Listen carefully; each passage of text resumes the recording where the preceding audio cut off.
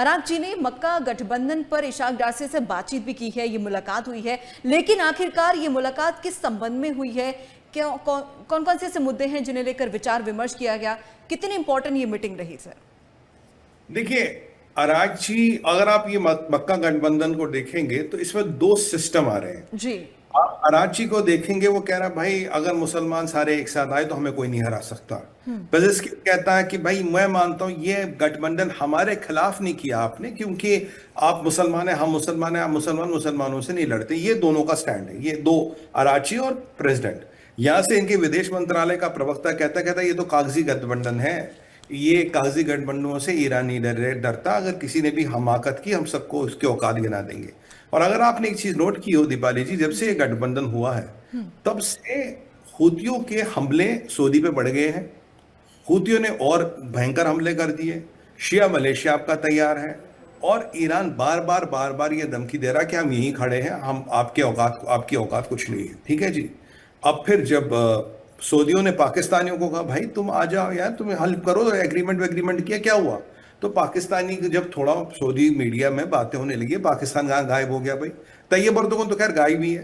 तो यहाँ पाकिस्तानियों ने कहा अरे इन सऊदियों की औकात की, ये तो वो भेड़ बकरी चराने वाले घड़े रही है, जो तो बिना चप्पलों के नंगे पैर घूमते थे, आज ये हमें बताएंगे पाकिस्तान क्या करेगा। तो ये जो थोड़ी रस्साकशी हो रही है। अब ईरान बड़ा समझदार है, ईरान ने उसको अराची इशाक डार को फोन किया। देखिए किससे खतरा है ईरान को? आपका सऊदी लड़ नहीं सकता, सऊदी कभी नहीं लड़ता खुद। ठीक है जी। अगर सऊदी जितने पीछे अटैक हुए लगभग 72 घंटों में, मुझे लगता था सऊदी अरबिया का एयरफोर्स जवाब देगा। लास्ट टाइम एक बार जवाब दिया था तब इजराइल आपके साथ, अगली बार आपने जवाब दिया था आपके साथ अमेरिका था। अकेले आप कभी लड़ने नहीं गए, अकेले आप जवाब देने भी नहीं जाते। ठीक है जी, पहली बात। दूसरी बात, आपका तुर्किया बहुत दूर है। ठीक है जी, तुर्किया के F-16 आएंगे, मिड एयर रिफ्यूलर चाहिए, टैंकर चाहिए जो उनमें तेल भरे, फिर वो आएंगे, फिर वहां कार्रवाई होगी। आपका सऊदी थोड़ा, ये आपका तुर्किया दूर है आने के लिए। अब जो लड़ सकता है वाकई प्रैक्टिकली वो है आपका पाकिस्तान, जो सिंचान बलोचिस्तान से भी घुस सकता है, और रेंज में ईरान उसकी मिसाइलों की भी और एयरफोर्स के भी। अब प्रेशर किस पे है? पाकिस्तान पे। लड़ना किसने? पाकिस्तान में। पैसे किसको चाहिए? पाकिस्तान को। प्रिपेयर्ड जहाज कौन करता? पाकिस्तान। भाई बिजनेस है उनका, व्यापार है। तो अब अराची ने इशाक डार को धमकी दी है लिटरली। पहले शिया क्लेरिक्स ने धमकी दी थी पाकिस्तान में, बोला खबरदार ईरान से पंगा लिया तो भाई यहाँ ठीक नहीं होगा, तो बगावत हो जाएगी फौज में। अब इन्होंने बोल दिया, अराची साहब ने बोला भाई देखो अलायंस ठीक है, हमें सऊदियों की ऐसी तैसी करने, हमें यमन में जो हम करवा रहे हैं वो करवा रहे हैं यमन के माध्यम से, या शिया, आप बीच में ना पड़े। अगर आप बीच में पड़ेंगे तो आपकी हम ऐसी तैसी वाट लगा देंगे। और यहाँ एक और समाचार भी है, यह समस्या है, ये है कि देखिए अगर आप आज ईरान का ब्लॉकेड करते हो, ईरान का काम कहां से चलता? पाकिस्तान से। पाकिस्तान में माल उतरा कराची में ट्रकों में लदा और गया ये ईरान। ठीक है, ईरान में कुछ माल ट्रकों में गया, पाकिस्तान गया, पाकिस्तान के कराची पोर्ट से ये निकला। अब अमेरिकन को जो दो चीजें देखनी है, एक है जो कैस्पियन सही साइड के पोर्ट है, एक तो उनका ब्लॉकेड होना चाहिए, उनका भी ब्लॉकेड नहीं हुआ है। दूसरी बात, आपको ईरान के अंदर, ईरान का और पाकिस्तान का मान लीजिए बॉर्डर है, जैसे ईरान का बॉर्डर शुरू होता आपको वहां F-35 डिप्लॉय करने पड़ेंगे ऊपर। जैसे कोई भी ट्रक पाकिस्तान के बॉर्डर से ईरान आए या ईरान के बॉर्डर से पाकिस्तान जाना चाहे, आप उसको उड़ा दीजिए। अगर आपने ये कर दिया तो ईरान का जो सिस्टम अभी पाकिस्तान से चलता वो पूरा खत्म हो जाएगा, पूरा कुछ लेन देन नहीं होगा।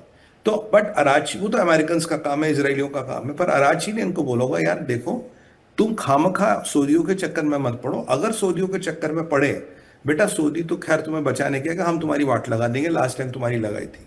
और अभी अगर आप पाकिस्तान की इकोनॉमी को देखिए, पाकिस्तान की हालत को देखिए, देखिए अगर वो ईरान के साथ जरा सा भी पंगा शुरू करता है, क्षेत्र कौन सा? बलूचिस्तान वाला। जिस दिन आपने ईरान के साथ प्रॉब्लम शुरू कर दी उसी दिन आपका बलूचिस्तान हाथ से 100% गया। अभी 85% बलूचिस्तान ने आजादी घोषित की, बाकी वाला 15% भी जाएगा। आपका बलूचिस्तान में एक स्ट्राइक कोर है, एक कोर है, स्ट्राइक कोर भी नहीं है। अगर आप उसको ईरान के बॉर्डर पर डिप्लॉय करोगे, BLA आपसे बलूचिस्तान ले लेगा। तो प्रैक्टिकली पाकिस्तान के पास विकल्प है नहीं। बट अराची ने संभाला कि देखो बेटा पंगे मत करना, चुपचाप बैठे रहो। मोहम्मद बिन सलमान से तूने पैसे वैसे लिए होंगे जहाद वाद करने के, पर हमारे साथ कुछ किया तो भाई हम तो किसी को नहीं छोड़ते, हम तुम्हें भी नहीं छोड़ेंगे। हम ये भूल जाएंगे तुम मुसलमान हो उस दिन, वैसे हम सऊदी पे अटैक करते हैं वो भी मुसलमान है, हम ये भूल जाएंगे। तो बेसिकली ये धमकी दी गई थी, ये फॉर्मली धमकी कम्युनिकेट कर रही थी। और एंड में उन्होंने कहा कि मुझे इशाक डार ने कहा कि वो मेरे रेगुलर संपर्क में रहेंगे, यानी कि कहीं भी कुछ होगा, कहीं भी कुछ गतिविधि दिखेगी तो वो मुझे फोन करेंगे, मैं उनको फोन करूंगा, भैया देखो हमसे मत लेना। यानी कि मक्का अलायंस के दो पार्टनर थे जी, सऊदी तो बीच में है, तैयब अर्दोगन तो गधे के सिर से सिंगों की तरह गायब हो गया। अब आपका पाकिस्तान 72 घंटों से कुछ नहीं कर रहा, 72 घंटों से सऊदी की पिटाई हो रही, कुछ नहीं कर रहा है। यहाँ अमेरिका कुछ नहीं कर रहा है, इजराइल मदद नहीं कर रहा। अब हमारे मोहम्मद बिन सलमान साहब बीच में फंस गए ये अलायंस करके। वैसे उनको ये करनी नहीं चाहिए थी, अब कर लिया तो देखो अब तुम्हारे अलायंस वाले, तुम्हारे शेरशाह सूरी कहाँ है, कहाँ पाएंगे सूरमा। तो अब देखिए पाकिस्तान तो खैर आ नहीं रहा, ये आ नहीं रहा। कराची ने लिटरली धमकी दी है इशाक डार को, बेटा औकात में रहना, नहीं तो हम तुम्हें देख लेंगे। और ईरान अटैक कर भी देगा पाकिस्तान पे, ईरान को कोई फर्क नहीं पड़ता। जो भी ईरान की परिस्थिति है उन्हें क्या फर्क पड़ता, 300% इन्फ्लेशन है, 309% इन्फ्लेशन है, उन्हें फर्क ही नहीं पड़ता। मरते हुए आदमी को क्या मारोगे, वही वाली बात। जी जी।